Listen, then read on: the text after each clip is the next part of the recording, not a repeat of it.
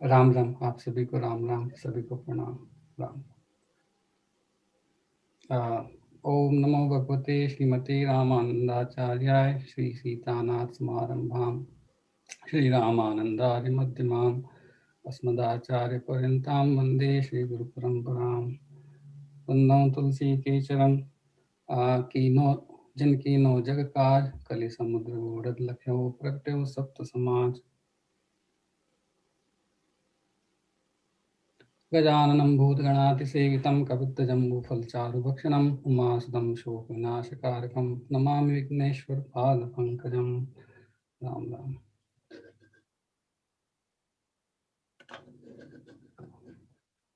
ठीक हो सकता है, थोड़ा सा कमजोर है वॉइस आपकी।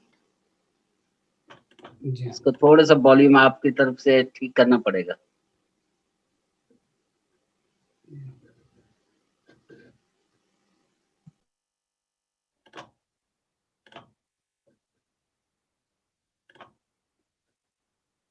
अभी कैसा लग रहा है राम जी?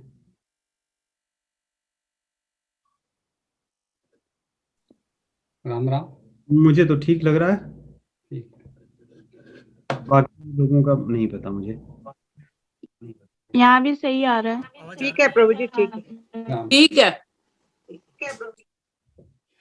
तो भगवान की कारण करुणा और कृपा के द्वारा और राम जी कृपा से आज हमको यह अवसर मिल रहा है कि हम श्रीमद् भगवद गीता जी के तृतीय अध्याय कर्मयोग के बारे में कुछ विवेचना करें।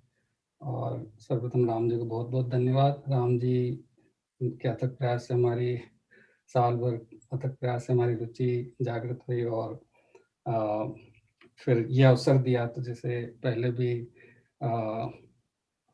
विकास जी ने कहा था कि इस अवसर के माध्यम से हमको वो अपॉर्चुनिटी मिला कि चलो कुछ प्रयास करें। तो उस प्रयास से भगवत कृपा से थोड़ा कुछ जो समझ में आया वो कहने की कोशिश करूँगा।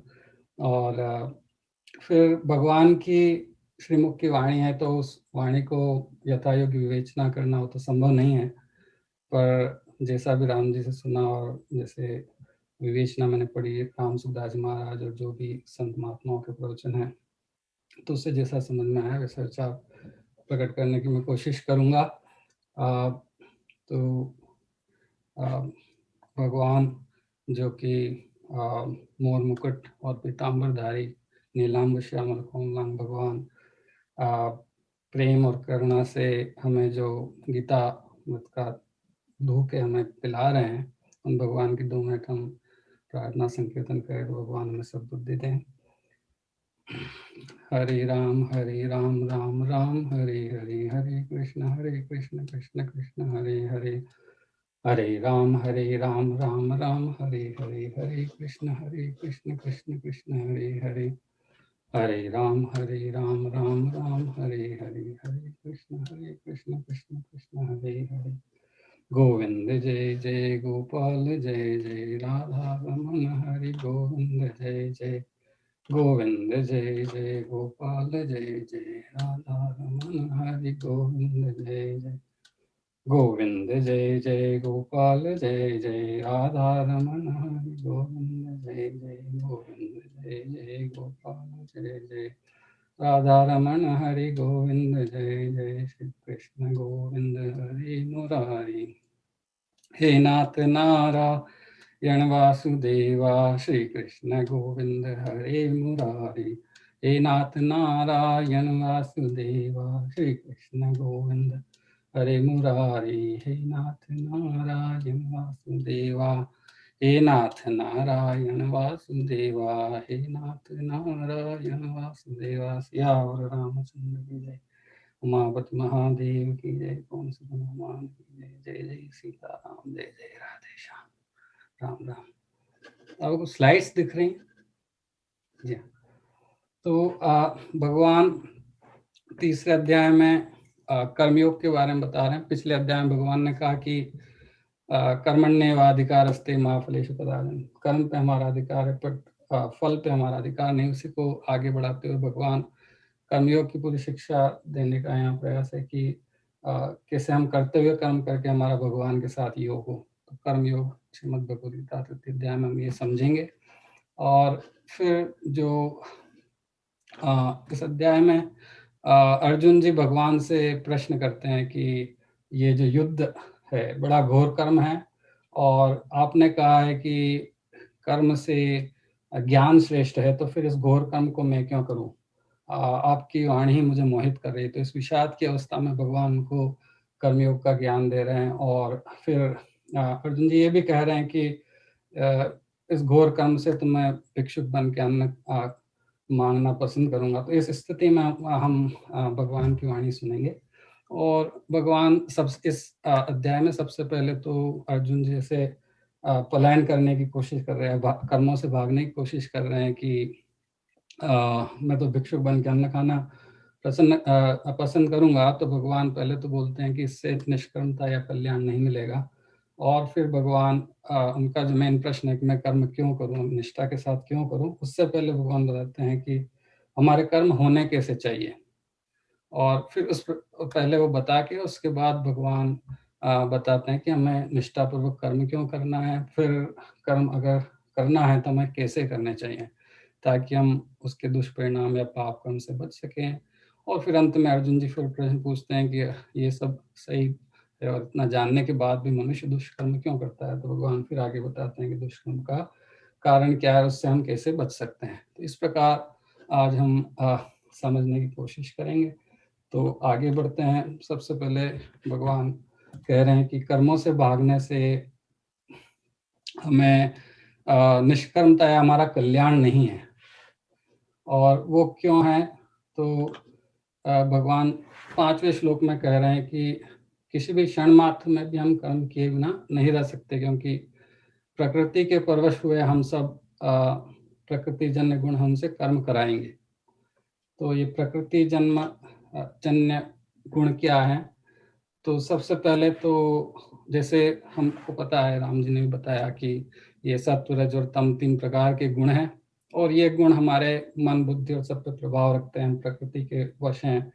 तो वो उसी प्रकार की प्रेरणा से हमारे तरह तरह के कर्म की भावना जागृत करते हैं। जैसे कभी सुख की इच्छा होती है, कभी ज्ञान प्राप्त करने की इच्छा होती है, कभी कुछ नया करने की इच्छा हुई, कभी निद्रा हुआ या आलस्य हुआ। तो कुछ प्रत्यक्ष और कुछ अप्रत्यक्ष कर्म हमारे से होते ही हैं शरीर मन बुद्धि के द्वारा। तो इसको त्याग करना संभव नहीं है, चाहे आप एकांत में चले जाएंगे भाग के, पर आपको कर्म वहाँ पे भी आपके मन बुद्धि चिंतन करते रहेंगे, तो कर्मों से भागना संभव नहीं है। तो भगवान फिर आगे कहते हैं कि दूसरा ये है कि जैसे कि हमारे पास जो कर्म है, अगर उनसे भागते हैं तो हमारा निष्काम भाव कैसे विकसित होगा। जैसे कर्म हमको जो दिए हैं, इसको इस उदाहरण से हम समझ सकते हैं कि हमें दौड़ने के लिए एक हर्डल रेस है, या जैसे कि बाधा दौड़ होती है जिसमें कि जगह जगह बाधाएं बनी हैं, उनको जंप कर करके हमको अपने एंड गोल तक या डेस्टिनेशन पे पहुंचना है।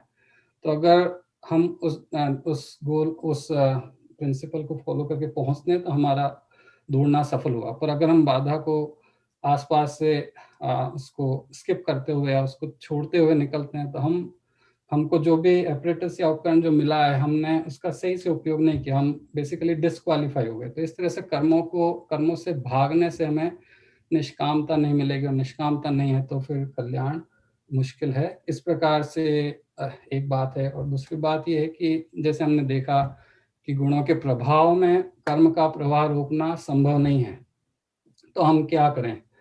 तो इसका एक उपाय है कि हम रोक तो नहीं सकते पर उसको सही दिशा दे सकते हैं।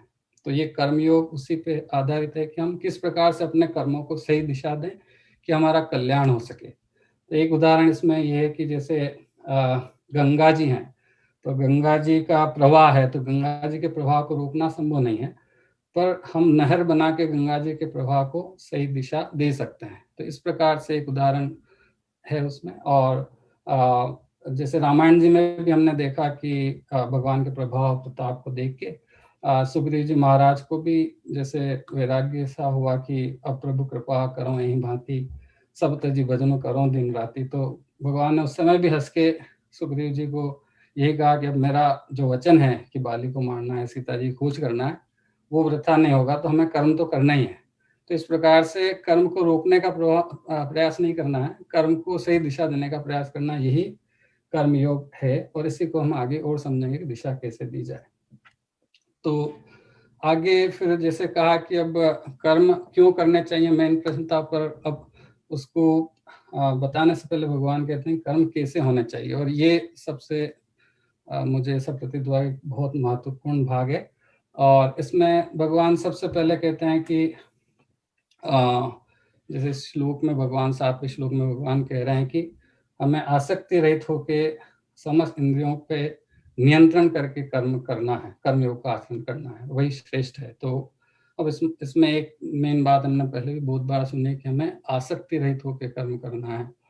तो एक छोटी सी इसको हम आसक्ति को समझने से हमारे लिए आगे की चीजें समझना और भी आसान होगा। तो आसक्ति क्या है? आसक्ति एक प्रकार का विशेष लगाव है सांसारिक वस्तुओं से। सांसारिक वस्तुएं जैसे धन है या और भी वस्तुएं, जैसे कोई व्यापारी है उसको धन से लगाव है, तो आसक्ति उसमें फिर हमेशा चिंतन उसी के बारे में करता है, या उसके बारे में लोभ बढ़ता है, उसके बारे में भय बढ़ता है।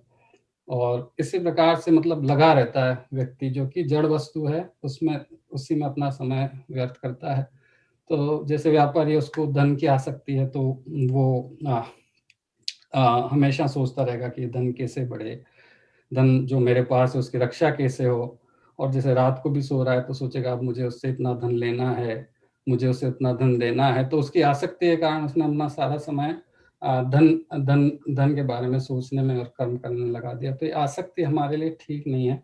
और इसको आसक्ति और तरह की हो सकती है, तन की आसक्ति हो सकती है जैसे, और बहुत तरह, जैसे कि अब लोगों को मोबाइल की भी आसक्ति होती है कि अब हर 5 मिनट में मोबाइल देखना होता है। तो तो ये आसक्ति बहुत तरह की है। किसी को बहुत घूमने की आसक्ति है, तो उसी बारे में सोचता है कि अरे मुझे आजकल वहाँ जाना है, परसों वहाँ। तो ये आसक्ति हमारा समय भी व्यर्थ कर रही है और हमको दुर्गति की ओर भी ले जा रही है। ऐसा भगवान का ये है कि मुझे ऐसा समझ में आया। और जैसे निरासक्ति का एक उदाहरण ये हो सकता है कि कोई भगवत भक्त हैं या भगवान की सेवा में लगे हुए, जैसे किसी एनजीओ में भी काम करते हैं और वो पुस्तक भी देते हैं लोगों को, या और भी कोई सेवा आर्ट की देते हैं, और उससे उनको धन प्राप्त होता है।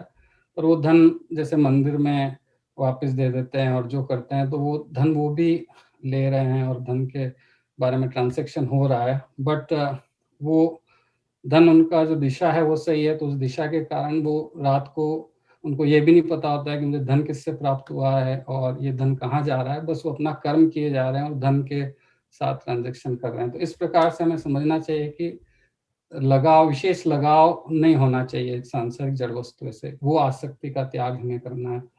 और आगे का तो एक तो आसक्ति का त्याग है, और अगले ये बड़ा महत्वपूर्ण विषय है कि भगवान 9वें श्लोक में कह रहे हैं कि हमें यज्ञ स्वरूप कर्म करना है, मतलब कर्तव्य पालन के लिए किए जाने वाले कर्म करना है। यज्ञ स्वरूप कर्म को अगर हम समझ जाएं तो ये हमारे लिए कल्याण का सेतु है। इस प्रकार भगवान कह रहे हैं कि हे कुंती नंदन, आसक्ति रहित होकर यज्ञ के लिए ही कर्तव्य कर्म करो। तो यहाँ यज्ञ स्वरूप कहा है, जैसे ब्रह्मचारी यहाँ के लिए अग्निहोत्र यज्ञ कर्म है, पर उसी प्रकार से कोई गृहिणी है तो उसके लिए रसोई बनाना भी एक यज्ञ हो सकता है, अगर उसे कर्तव्य रूप में किया जाए। हम आगे समझेंगे कि कर्तव्य रूप में कैसे करना है, पर भगवान इस तरह से बता रहे हैं कि हमें यज्ञ स्वरूप कर्म करना है, आसक्ति रहित होकर निष्काम भाव से कर्म करना है। तो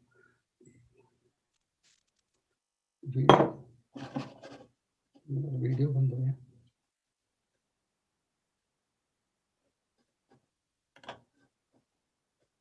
ओके,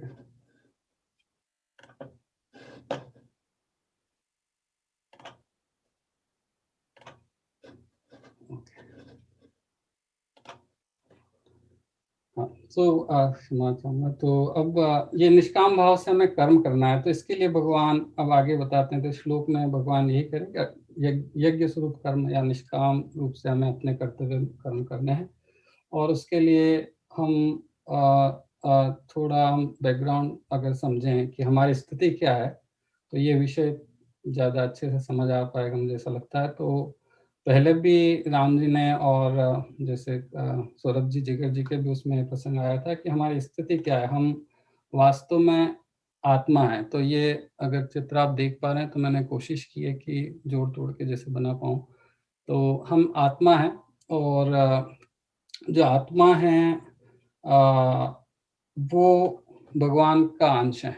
तो भगवान ने भी जैसे आगे कहा कि गीता जी में कि जीव मेरा अंश है। तो हम भगवान के अंश हैं, तो हमारा स्वतः सिद्धि भगवान से संबंध है। तो उसमें ये नहीं कि हमें संबंध बनाना है, स्वतः सिद्ध एक संबंध है।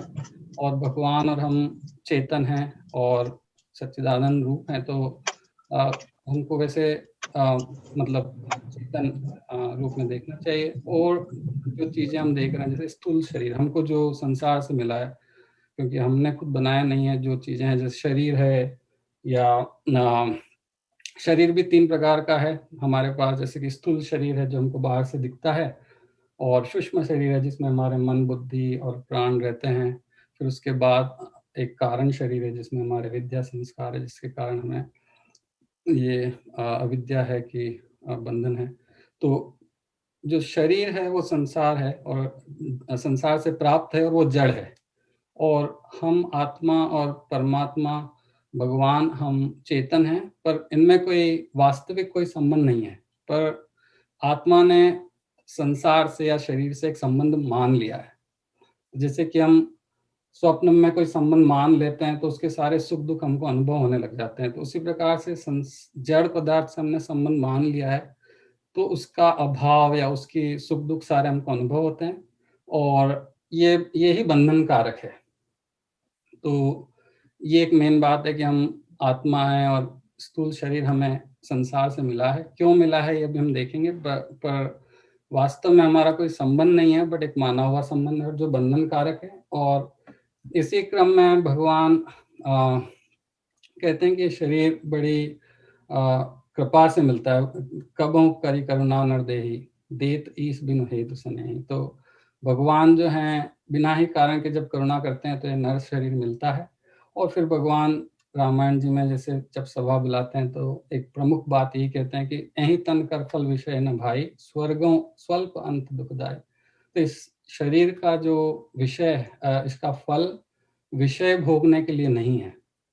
ये शरीर जो हमको मिला है ये हमारे कल्याण के लिए, और हमारा कल्याण ये है कि हम जो माना हुआ हमारा संबंध है जो बंधन कारक है, हमको जन्म मृत्यु के उसमें चक्र में फंसा के रखता है, उस संबंध को हम विच्छेद करके भगवान से हमारा जो स्वतः सिद्ध संबंध है उसमें हम स्थित हों।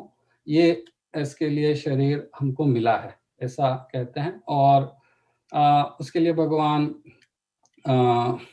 फिर काफ़ी बताते हैं कि हमें शरीर जो मिला है उसका उपयोग कहाँ करना चाहिए। भक्ति के लिए करें हम, विप्र पद पूजा जैसे ब्राह्मण पूजा या संतों के पद की पूजा की जाए। और फिर भगवान एक गुप्त मत भी कहते हैं कि हमें शंकर जी के भजन करना चाहिए, उनके भजन के बिना हमें भक्ति नहीं मिलती, बोलो भोलेनाथ की जय।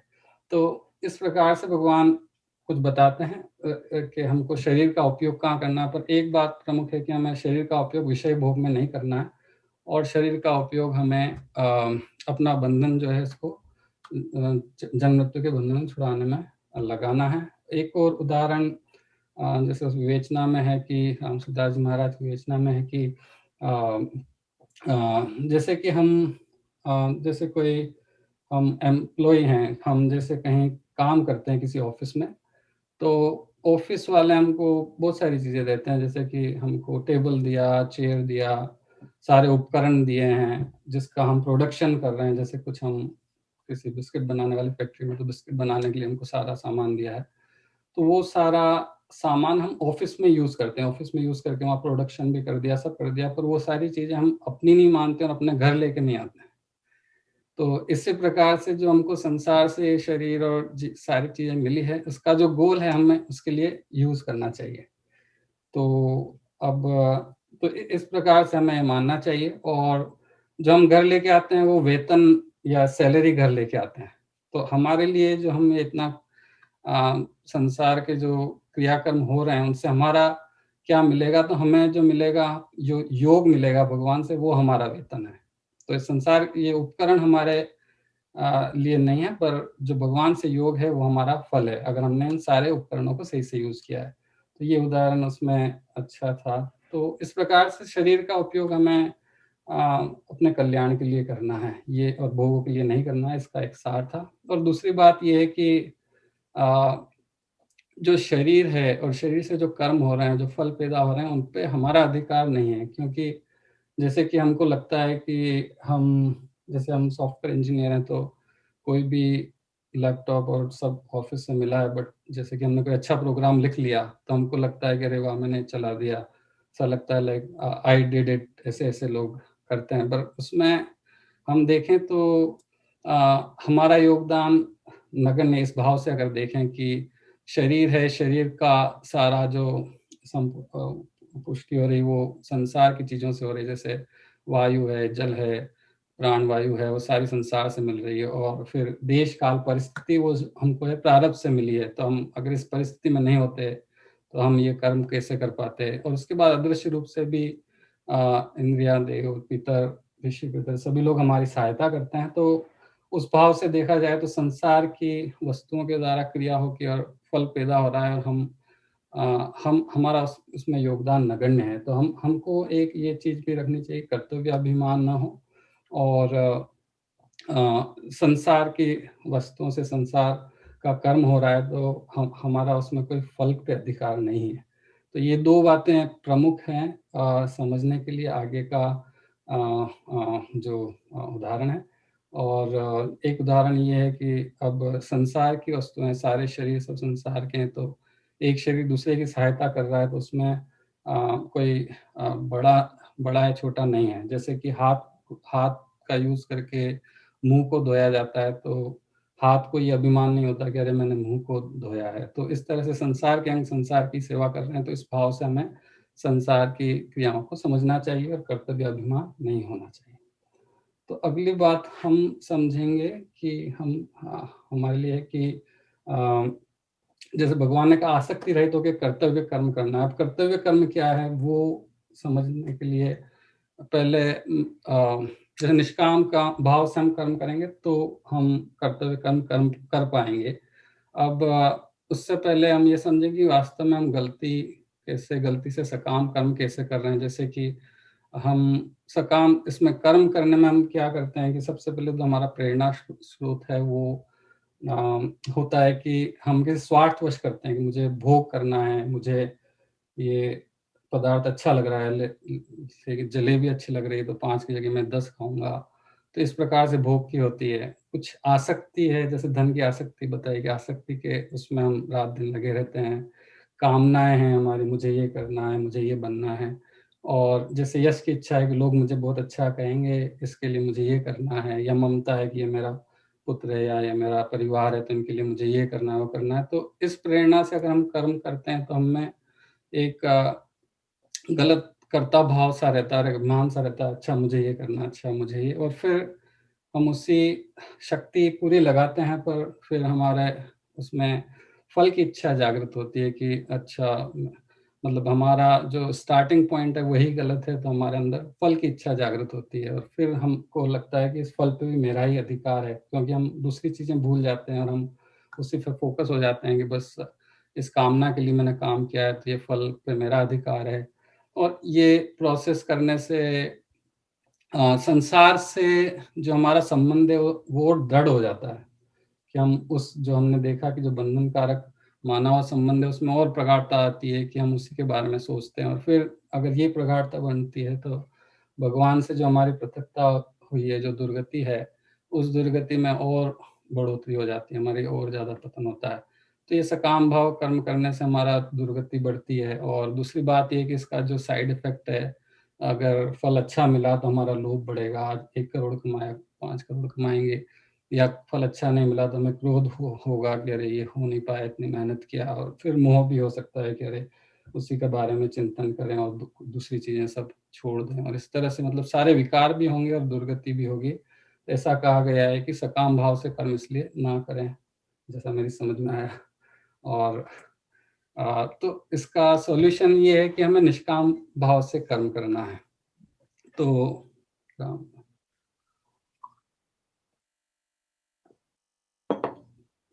तो भगवान कह रहे हैं कि निष्काम भाव से हमारे कर्तव्य कर्म करें। तो अब जैसे हम प्रेरणा सकाम में तो आसक्ति और सबसे ले रहे थे, अब यहाँ प्रेरणा क्या है? तो हमारी प्रेरणा होनी चाहिए कि हम किसी के अधिकार की रक्षा के लिए कर्म करें, ना कि हमारे स्वार्थ सिद्धि या हमारे भोग के लिए कर्म करें। तो जैसे अधिकार की रक्षा कैसे होगी? तो हम किसी के अधिकार को समझेंगे कि जैसे या तो शरीर के लिए हम कर्म करेंगे या सगे संबंधी के लिए या संसार के किसी और व्यक्ति के लिए कर्म करेंगे। तो जैसे हम पुत्र हैं, आपके परिवार में, हमारे परिवार में पुत्र हैं, तो एक तो ममता से कर सकते हैं कि ये करूँ वो करूँ, तो फिर एक आशा रहेगी वो हमारा ये रेस्पेक्ट करे वो करे।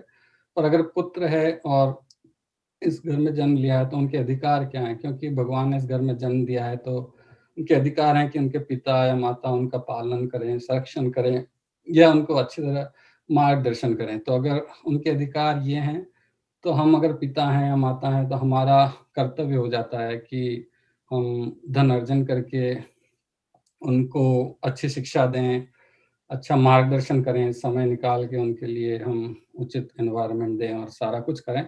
तो ये फिर हम उनके अधिकार को सैटिस्फाई की रक्षा के लिए हम कर्तव्य कर रहे हैं। और उसी तरह से अगर संसार में हम देखें तो कोई जैसे ज़रूरतमंद हैं, अगर उनको हमने कोई सहायता की है, तो वो सहायता हमें ये नहीं मानना चाहिए कि हम अपनी तरफ से सहायता कर रहे हैं, क्योंकि संसार की वस्तुएँ संसार के लिए और संसार के उसमें प्रयोग हो रही, तो हमें ये मानना चाहिए कि अगर हमारे पास जो एक्स्ट्रा था हमने दे दिया तो वो उस पे अधिकार उन्हीं का था जो ज़रूरतमंद है, और हमारे पास ऋण था जो हमने चुका दिया। और तीसरी बात ये कि अगर शरीर है तो शरीर के भी अपने अधिकार हैं।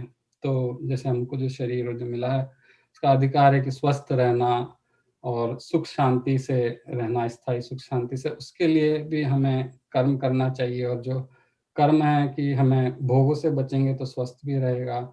फिर जैसे रामायण जी में है कि तब लगी कुशल न जीव कहूँ, सपने मन विश्राम, जब लगी भजत न राम कहूँ, शोक धाम तजि काम।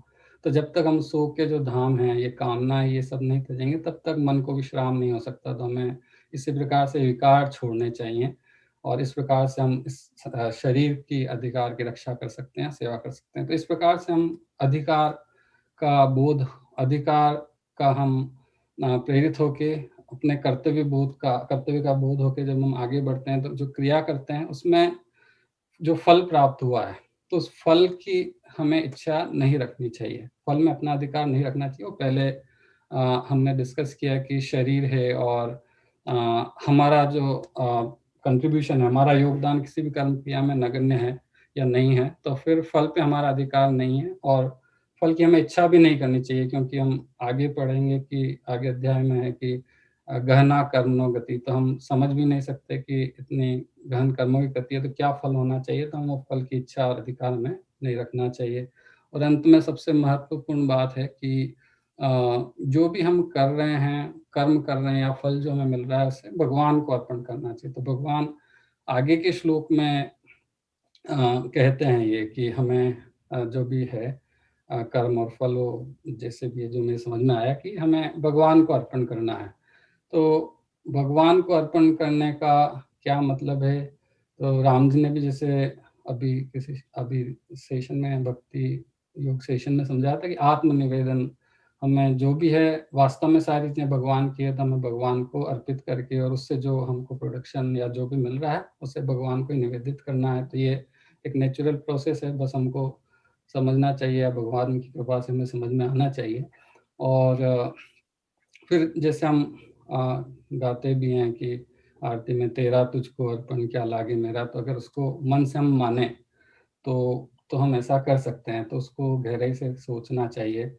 और फिर जैसे बहुत सारे अपने भजन भी हैं कि करते हो तुम कन्हैया मेरा नाम हो रहा है, और सब में हमको यही संदेश है कि वास्तव में हमारे कर्मों से कुछ नहीं होता है, हमारे प्रयासों से नहीं होता है, भगवान की कृपा से ही हो रहा है। तो हमें वापस भगवान को अर्पण करना है। अगर ये भावना आए तो सबसे महत्वपूर्ण आई थिंक विषय है। और ऐसा होने पे हम छोटे-छोटे कर्मों से प्रारंभ कर सकते हैं कि भगवान को भोजन जो हम भोग लगा सकते हैं, भगवान को जो भी नया कर रहे हैं वो चढ़ा सकते हैं। तो इस प्रकार से भगवान को अर्पण करके धीरे धीरे सीखना है हमें। और फिर मतलब स्थिति तो ये होनी चाहिए कि सारा कुछ भगवान को अर्पण करें। तो ये एक निष्काम कर्म प्रवाह है जिसमें कि आप अधिकार से रक्षा से प्रेरित होकर कर्म कर रहे हैं, फिर फल में अपना अधिकार नहीं रख रहे हैं, फिर भगवान को फिर फाइनली अर्पण कर देते हैं। तो अगर इतना हम कर पाए तो ये हमारे लिए कल्याणकारक होगा। तो ये निष्काम कर्म प्रवाह है। और उसके बाद अब अगला भगवान कहते हैं कि जो यज्ञ शेष है, जो श्रेष्ठ पुरुष मनुष्य तो पापों से मुक्त हो जाते हैं, पर जो स्वयं के लिए पकाते हैं, जो अपने लिए पकाते हैं, वो सब पापी लोग पाप का ही भक्षण कर रहे हैं। तो एक बड़ा संदेश यहाँ ये है कि हमें संसार के द्वारा जो हमें जो संसार शरीर या जो मिला है उसको हम संसार के हित में लगाएं। तो नहीं तो हम अगर अपने स्वार्थ में लगाएंगे तो हम पाप का भक्षण कर रहे हैं और पापी हैं। तो ये यज्ञ स्वरूप जो कर्म हमको करने हैं वो संसार के हित के लिए करने हैं, भोग और त्याग करके आत्म कल्याण के लिए करना है, हमने डिस्कस किया। और जैसे रामायण जी में भी भगवान जब उपवन में विराजित हैं भाइयों के साथ, तो भरत जी प्रश्न पूछते हैं कि संत और असंत में क्या भिन्नता है। तो संत भगवान कहते हैं कि चंदन के समान है, जो सबको सुगंधित करते हैं, सबको सबके लिए अच्छा सोचते हैं और करते हैं। और असंत हैं कुठार की तरह हैं, जो सबका दुख पहुंचाने की कोशिश करते हैं, मतलब काटते हैं। तो और एक बड़ी बात भगवान ये कहते हैं कि संत अगर चंदन को कुठार काटता है तो भी संत उनको मतलब चंदन को अपनी सुगंध देते हैं कुल्हाड़ी को। तो उसी प्रकार से संतों को अगर कोई परेशान या बुरा भी करता है संत का, तो संत को फिर भी उनका जो दुष्ट हैं प्रकृति, उनको उनका भला ही चाहना चाहिए, उनको सुगंध ही देना चाहिए। तो इस तरह से हम हमारे भाव होने चाहिए। यज्ञ स्वरूप जब कर्म है तो हमारे भाव ऐसे होने चाहिए कि कोई हमारा बुरा भी कर रहा है तो भी हम उसका भला ही चाहें। फिर भगवान ने ये भी कहा है कि परहित सरिस धर्म नहीं भाई, पर पीड़ा सम नहीं अधमाए। तो भगवान ने भी यही कहा है कि सबसे बड़ा धर्म यही है कि औरों का हित किया जाए। हमारे पास एक बड़ा उदाहरण तो हमारे सामने है। राम जी हमारे लिए कितना प्रयास करते हैं, कितना अथक प्रयास के द्वारा सारा रामायण जी और भागवत जी का हम सेशन लेते हैं और सब करते हैं। तो इस तरह से हमें निस्वार्थ भाव से परहित के बारे में भाव रखना चाहिए। और पर पीड़ा सम नहीं अधमाए, मतलब हमें औरों को पीड़ा देने का सोचना भी नहीं चाहिए, उससे बड़ा पाप कुछ भी नहीं है। तो ये भाव हमारे मन में हमेशा रहे, कर्म करते समय, निष्काम भाव से कर्म करते समय ये भाव रहे कि हम औरों का भला चाहें और किसी को दुख न पहुंचाएं। और जैसा पहले सोचा है कि औरों के अधिकार से कर्म करें। और एक आसान तरीका ये कहा गया है जैसे कि हम औरों का भला कैसे कर सकते हैं। तो एक शुरुआत ये यहाँ से कर सकते हैं कि हम मन से दूसरों के दुख में दुखी हों। दूसरों मतलब हमारे सगे संबंधी नहीं, कोई भी संसार में दुखी है तो उसके दुख में हम मन से दुखी हों और दूसरों के सुख में मन से सुखी हों। तो ये एक हमारा अच्छा पहला स्टेप हो सकता है कि हम संसार की सेवा का भाव कैसे उत्पन्न करें। तो इस प्रकार से जैसे रामायण जी में भी एक है कि पर दुख दुख सुख सुख देखे पर, तो इस प्रकार से भगवान भी कह रहे हैं कि हमें दूसरों के दुख में दुख देखना चाहिए और दूसरों के सुख में सुख देखना चाहिए। और फिर अंत में हमें सामर्थ्य और योग्यता के अनुसार सेवा करनी चाहिए। जो भी हमारा सामर्थ्य है, जो भी हमारा स्किल है, उसके अनुसार हम सेवा करें। तो ये इस प्रकार से हम यज्ञ स्वरूप कर्म करने हैं, जो निस्वार्थ भाव से हमें सेवा के भाव से हमें कर्म करना है और निष्काम भाव से कर्म करना है, हमें अपने भोग के लिए नहीं करना है। ये ही कर्म कैसे होने चाहिए के बारे में है। अब भगवान जो मेन प्रश्न था उसके बारे में बताते हैं कि अब कर्म को पूरी निष्ठा के साथ क्यों करें। जो अर्जुन जी का प्रश्न था कि अगर कर्म से ज्ञान श्रेष्ठ है तो मैं ये कर्म पूरी निष्ठा के साथ क्यों करूं।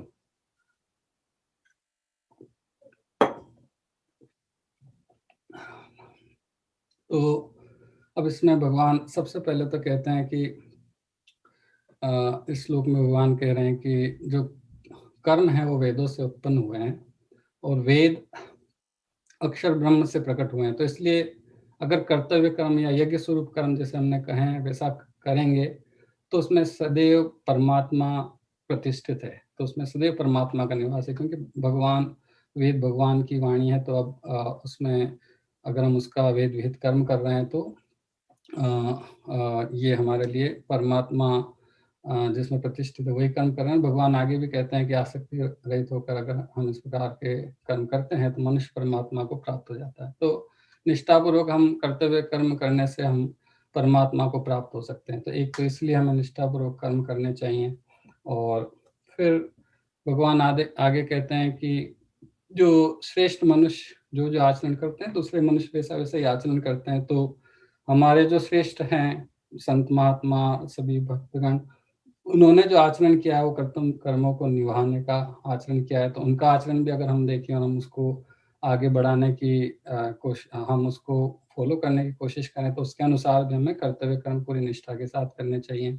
और उसके बाद अगर हम भगवान कहते हैं कि हम अगर श्रेष्ठता को प्राप्त होते हैं तो श्रेष्ठता को अगर प्राप्त हो रहे हैं तो और लोग हमारा अनुकरण करेंगे। तो उसके लिए लोक संग्रह के लिए भी हमें कर्म करनी चाहिए ताकि लोगों में गलत भ्रांति उत्पन्न ना हो कि अरे ये तो नहीं करते फिर भी ये श्रेष्ठ हैं।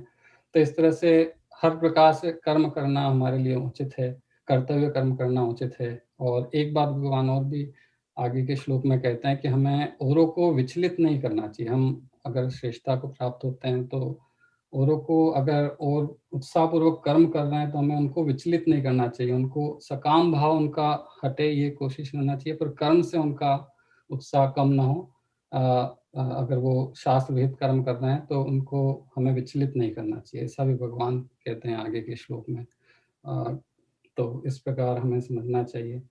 और तीसरा भगवान कहते हैं कि न मैं पार्थास्ति कर्तव्यम त्रिषु लोकेषु किंचन नान वाप्तव्यम वर्त एव च कर्मणि। तो इस श्लोक में भगवान कह रहे हैं कि हे पार्थ, मुझे तीनों लोकों में न तो कुछ कर्तव्य न कोई प्राप्त करने योग्य वस्तु प्राप्त है, फिर भी मैं कर्तव्य कर्म में लगा रहता हूँ। तो भगवान स्वयं कह रहे हैं कि मैं स्वयं कर्तव्य कर्म कर रहा हूँ। तो ऐसा समझ में आया कि भगवान प्रेमवश फिर सरल बना देते हैं कि अगर किसी को समझ में नहीं आया कि परमात्मा की स्थिति कर्म में है या श्रेष्ठ वाली बात, तो भगवान सरल बना देते हैं कि मैं अवतार लेके कर्म कर रहा हूँ तो तुम भी करो। तो इसमें सोचने की आवश्यकता नहीं है कि कर्तव्य कर्म क्यों करूँ। तो भगवान जैसे कि हमने सुना एक परित्राणाय साधनाम विनाशाय च दुष्कृताम धर्म संस्थापनार्थाय संभवामि युगे युगे। तो भगवान साधुओं का परित्राण या उद्धार के लिए और दुष्टों के विनाश के लिए, धर्म की संस्थापना के लिए बार बार भगवान अवतार लेते हैं और हम पे कृपा करते हैं। तो इस तरह से भगवान कर्तव्य कर्म करते हैं। भगवान तो पूरे उत्साह से, तत्परता से और सावधानी से सारे कर्म करते हैं और दिव्य कर्म तो करते ही हैं, उसका सब हम जानते हैं और गाते हैं और भगवान का भजन करते हैं। भगवान सामान्य मनुष्य की भांति भी कर्म करते हैं कि बाल सखाओं के साथ भगवान खेले हैं और जैसे कोई घोड़ा बन गया और इस तरह के खेल भी भगवान ने किए हैं। और भगवान गुल्ली डंडा खेले हैं और भगवान सामान्य शांति दूत बन के भी, पांडवों के शांति दूत बन के भी गए कुरुओं के पास और असफलता भी हुई, पर भगवान सामान्य कर्म किए। और यहाँ तक कि भगवान तो सारथी भी बने अर्जुन जी के। और फिर भगवान जैसे श्री राम रूप में भगवान तो जैसे कि वन में कपट नृग के पीछे भी धनुष लेके दौड़े हैं, जैसे कपट कुरंग संग धर जाए। सो भगवान तो मतलब सामान्य कर्म भगवान ने मनुष्य की बातें भी कर्म किए हैं, तो फिर भगवान ने किए तो हमको करने ही चाहिए। तो इस प्रकार भगवान थोड़ा संदेश देने की कोशिश कर रहे हैं कि अगर और चीजें क्लिष्ट है और तो भी हमें इस बात से समझना है कि भगवान कर रहे हैं तो हमको करना चाहिए।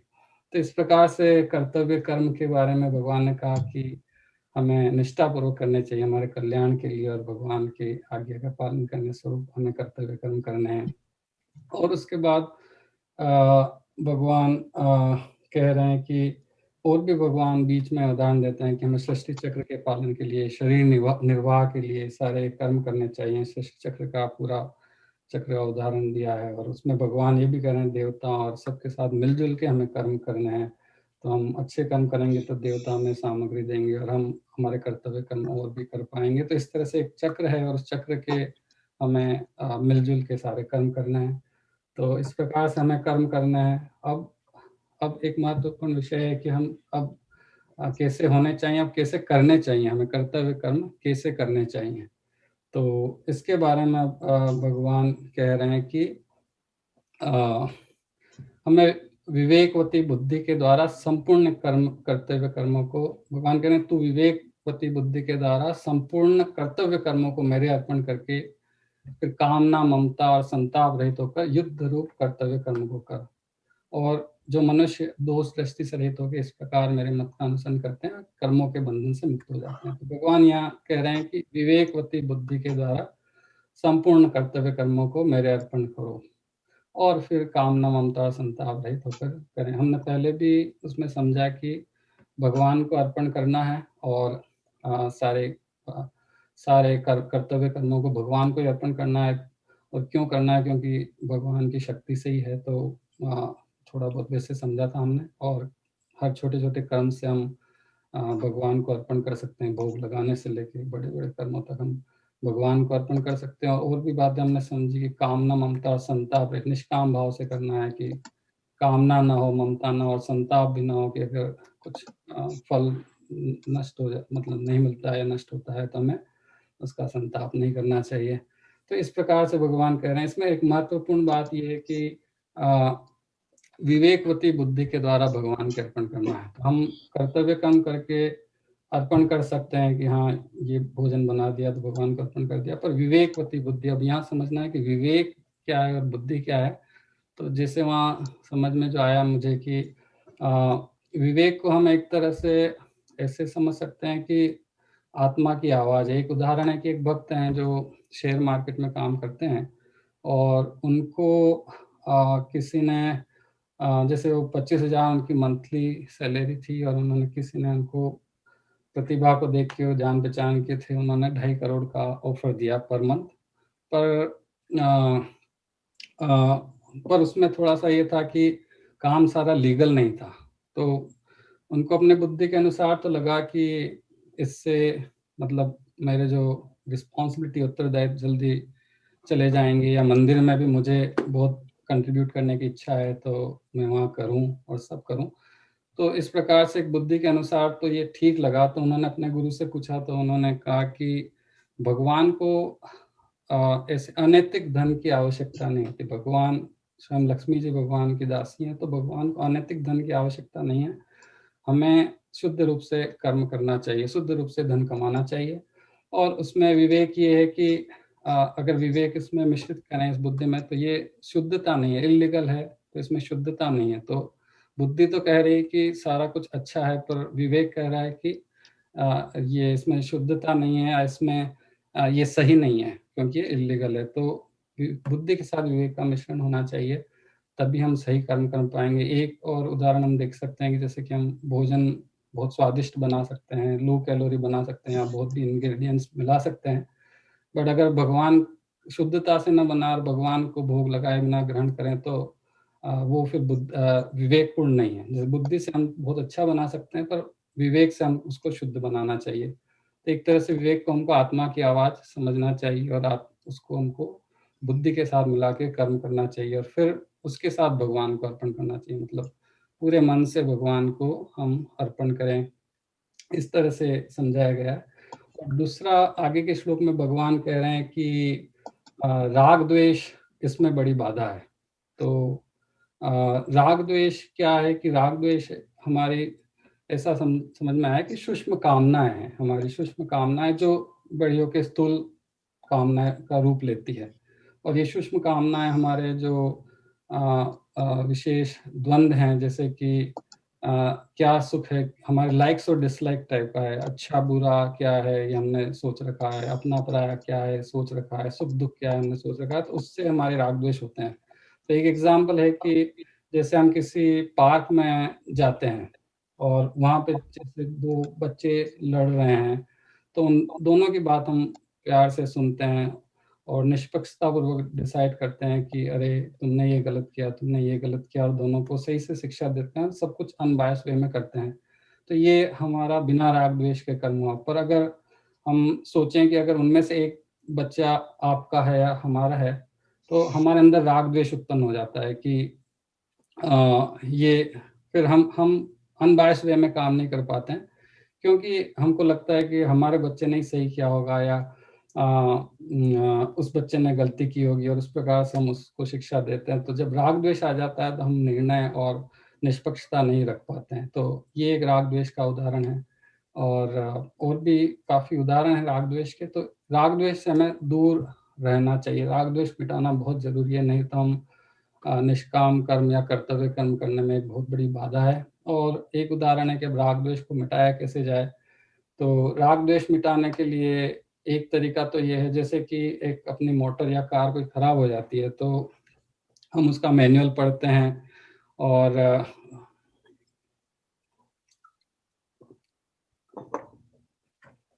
मैनुअल पढ़ते हैं और खुद ही उसको ठीक करने की कोशिश करते हैं।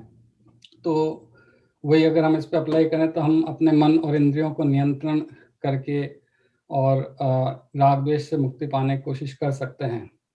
और ये डिफ़िकल्ट है, बट अगर हम सही से समझ पाएँ तो, और पूरी प्रयास करने के बाद ये संभव हो सकता है, बट मुश्किल है। और जैसे कि एक उदाहरण है कि एक कथा में मैंने सुना था कि जैसे मन जो है बंदर की तरह है, और बंदर भी बहुत उछल-कूद करता है, पर अगर मदारी उसको कैसे ट्रेन करता है कि पहले आप उसको बंदर को 50 फीट की रस्सी में बांध के उसको उछलने देता है, ताकि अब बंदर 50 फीट की रस्सी में उछल रहा है, फिर धीरे-धीरे वो दूरी कम करता रहता है। तो कुछ समय बाद बंदर फिर 1 फीट की रस्सी में उछल रहा है, फिर धीरे-धीरे बंदर बैठ जाता है मदारी के पास आकर। तो इसी प्रकार से मन का निग्रह करते-करते मन पर नियंत्रण कर सकते हैं। पर ये इतना आसान प्रयास नहीं है। तो दूसरा प्रयास ये है कि अगर मोटर कार खराब है तो उसको सही वर्कशॉप में ले जाएँ, जहाँ जो इसको ठीक कर सकते हैं उन्हीं के पास ले जाके उनसे रिक्वेस्ट करें। तो इस प्रकार से हम भगवान की शरणागति माँग सकते हैं कि हमारे जो राग द्वेष हैं, वो भगवान अपनी कृपा से दूर करें। जैसे कि अ, विभीषण जी जब गए थे भगवान के पास, तो भगवान की जब भगवान ने पूछा सुग्रीव जी और सबसे कि अब इनका क्या करना चाहिए, शत्रु के भाई हैं, तो नियम के अनुसार सबने कहा कि अरे इनको बांध के रखना चाहिए और इस तरह से। पर वो भगवान की शरणागति थी, तो इस अवस्था में भी भगवान ने कहा कि कोटि विप्र पद लागे जाऊं, आए शरण तजो नहीं पाऊं। तो भगवान जो शरण में आए हुए हैं उनको त्यागते नहीं है, चाहे हमारे अंदर राग द्वेष। और फिर भगवान जब हम कृपा करें तो उसके बाद जैसे कहा गया है कि ममता तरुण तमी अंधियारी, राग द्वेष उलुक सुखारी, तब लगी बसत जीव मन माही, जब लगी प्रभु प्रताप रघुनाई। जब तक भगवान का कृपा का प्रताप हमारे रूपी सूर्य जब तक हमारे अंदर नहीं है, तब तक ही ये राग द्वेष रूपी उल्लू हमारे मन में बस सकते हैं। पर अगर भगवान की कृपा होने के बाद इनका कंट्रोल नहीं रहता है या भाग जाते हैं। तो इस प्रकार से हमें या तो हम मन का निग्रह करें या भगवान की शरणागति जाएं। इस प्रकार से हमारे पास उपाय हैं राग द्वेष दूर करने के। ये राग द्वेष एक बाधा है। और उसके बाद हमें राग द्वेष के वश में हुए बिना कर्म करना चाहिए।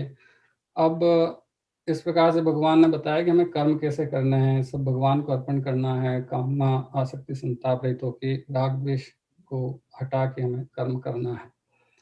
और उसके बाद अब भगवान से अर्जुन जी फिर वापस एक प्रश्न पूछते हैं कि ये सारी बातें सही है, और फिर भी मनुष्य का पाप कर्म क्यों करते हैं, जब सबको पता है कि हमें सच बोलना है, सबको पता है कि हमें शुद्धता रखनी है, सब है, तो फिर मनुष्य पाप कर्म क्यों करते हैं, या कथनी और करनी में इतना फर्क क्यों होता है। तो भगवान फिर बताते हैं कि जो पाप कर्म का मेन कारण है वो है कामना।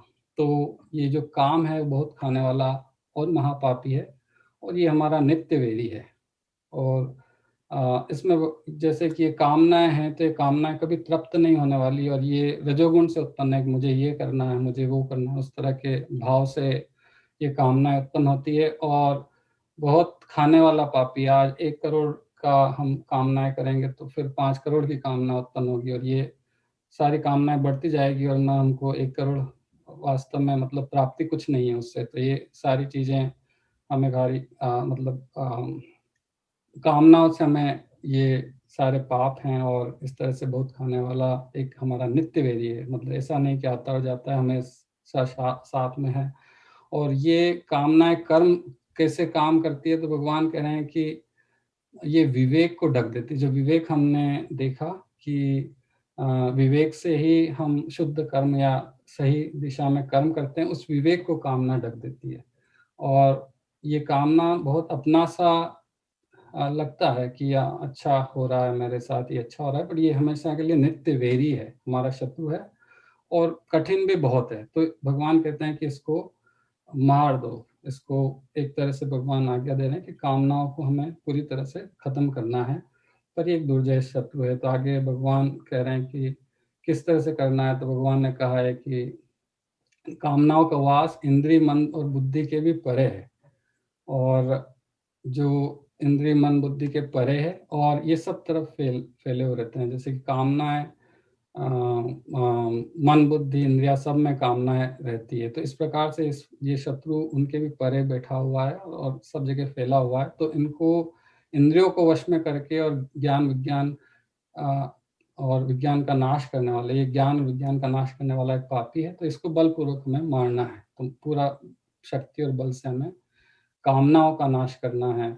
और इस प्रकार से भगवान ये आज्ञा देते हैं। और फिर भगवान कहते हैं कि इस काम रूप शत्रु को तुम मार दो। तो मारने का वही है कि इंद्रियों को वश में करके हम, जैसे हमने राग द्वेष के बारे में सोचा, वैसे ही एक तरीका तो ये है कर्तव्य और अकर्तव्य का विचार करके, जैसे निष्काम कर्म और उसके बारे में हमने देखा, या संसार के हित के बारे में भाव से हम कर्म करें, तो उससे हम कामनाओं से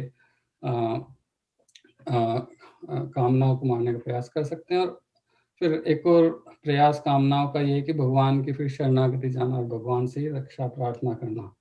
तो जैसे कि रामायण जी में हम बार बार देखते हैं कि श्री रामचंद्र कृपालु भजमन हरण भव भय दारुणम, तो भगवान से प्रार्थना की। और फिर अंत में तुलसीदास जी महाराज लिखते हैं कि मम हृदय कंद निवास करू कुरु कामादि खल तल गंजन। तो फिर इस तरह से हम कामनाओं को कोशिश कर सकते हैं। और फिर रामायण में बार बार कहा है कि भगवान की कृपा से तुम कृपाल जहाँ पर अनुकूला ताहे न व्याप्त विदोषूला। तो अगर भगवान की कृपा है, भगवान को अनुकूलन बनाए, तो उनको कभी ये भवसूल नहीं लगेंगे। और तब लगी हृदय बसत खल नाना, लोभ मोह मच्छर मन माना, जब लगी न बसत रघुनाथ आदरे चाप सहाय करिबाता। तो भगवान जब तक धनुष बाण लिए हमारे हृदय में नहीं है, तब तक ये लोभ मोह हमारे इसमें टिक सकते हैं, अदरवाइज भगवान की कृपा से जाएंगे। तो इस प्रकार से भगवान की भक्ति और भगवान की शरणागति से भी हम काम रूपी शत्रु को मार सकते हैं। तो ये तो सार मुझे समझ में आया इस तरह से कि इस तरह से भगवान कहना चाह रहे हैं कर्म रूप कर्मयोग के लिए। और अंत में सार स्वरूप तो मैं ये कहूँगा कि हमें भगवान के सारा कुछ अर्पण करने की कोशिश करनी चाहिए कि जो भी है, जैसे हमने समझा कि संसार के द्वारा प्राप्त जो भी चीज़ें हैं वो हम भगवान को अर्पण करें कि हे भगवान की कृपा से ही प्राप्त है। और हर छोटी चीज़ से लेके बड़ी चीज़ हम भगवान के अर्पण करने की कोशिश करें, समझ के और विवेकपूर्ण तरीके से। दूसरी बात है कि शरीर और मन जो कि संसार की वस्तुएं हैं, तो हमको संसार के हित में उसको लगाना है और पूरा सेवा भाव से लगाना है हमको, ये हमको कोशिश करना चाहिए। और फिर भगवान की अनन्य शरणागति का हमको प्रयास करना चाहिए। भगवान की अनन्य शरणागति से सारे दोष और दुख समाप्त हो सकते हैं। तो इन्हीं विचार के साथ